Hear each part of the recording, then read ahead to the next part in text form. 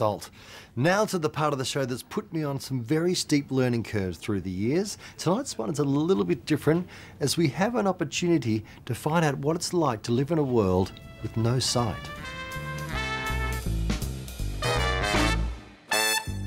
For those of us who are lucky enough to have our full sight, the thought of what it would be like to find our way around without it is actually pretty frightening.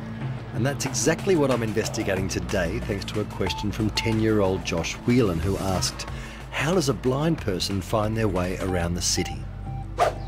I'm with Erin, and she's an orientation mobility instructor. I got it right, didn't I, Erin? You did. Oh, brilliant work. Can you now describe your job for me? What do you do? Yep, I basically teach people with a vision impairment how to get from A to B. Yes. Without knocking into anything, tripping down the stairs, getting on and off trains, and whatever it might be that they want to do. The two main tools people use that we would all be most familiar with are, of course, guide dogs and the cane. They're the two things that are going to save you from going down the stairs or, you know, bumping into a pole. So they're going to detect drop-offs and obstacles. There are other aids that can assist with your orientation. There's one GPS. Love it. I put it like a man bag. Yeah. And that is like your car GPS, but on pedestrian mode. Another one is something called a mini guide, and that buzzes in your hand. Pulsates in your hand every time you get near an object. Now, with the help of the pedestrian GPS... So this is a street with no name. OK, over. Plus a cane, and of course guidance and encouragement from Erin, I'm going to enter the world of no sight and attempt to learn how to use these tools to help me get around.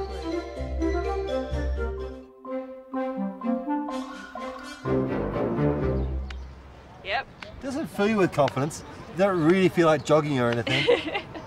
Oh, man! Some of the most difficult things that a blind person might face when they're going through the city is the unpredictable traffic at times. So you might have right of way, but sometimes cars will try and sneak through, so you need to be really alert. Yeah, very much so. So, like this. Yep, bring your feet forward too. When the lights change, that pulsation will get really quick in your hand. Which you can hear as well. You can hear it, yeah. What the general community could do to assist a blind person if they were to see them down the street is never to assume that because they're walking that they don't know where they're going. Often they have a very set route in their mind and they're following landmark to landmark. If someone does look disorientated, perhaps just ask them, do you need a hand? And if they do want assistance, generally sighted guide is the way to do it. So that's by letting the person that's blind take your arm at just above the elbow, and then you can be one pace ahead of them and guide them to where they need to be. So Pete, what you're feeling with your cane, these are the directional tactile tiles. Okay. So these will take you from here all the way down to the platform if you follow them by keeping your cane on the ground. You may have seen these tactiles situated all around the city and wondered what they are for. Well, they're there to warn of hazards and provide directions. Can you feel the difference? There's lines and then dots. They're lines? They're dots. They're dots. It's letting you know that there's a path to your left as well. And there are a lot of other devices around the city that are there to assist the blind. So Pete, this is a tactile map. A tactile map? Tactile braille map of Federation Square. And there's a key to your right with braille.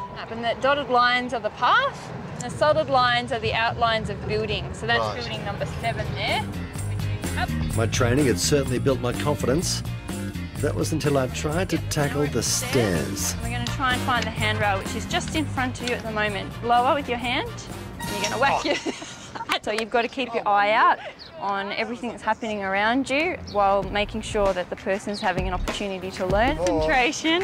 And we're at the top step. Is that all right? Yeah, that's good. Yeah?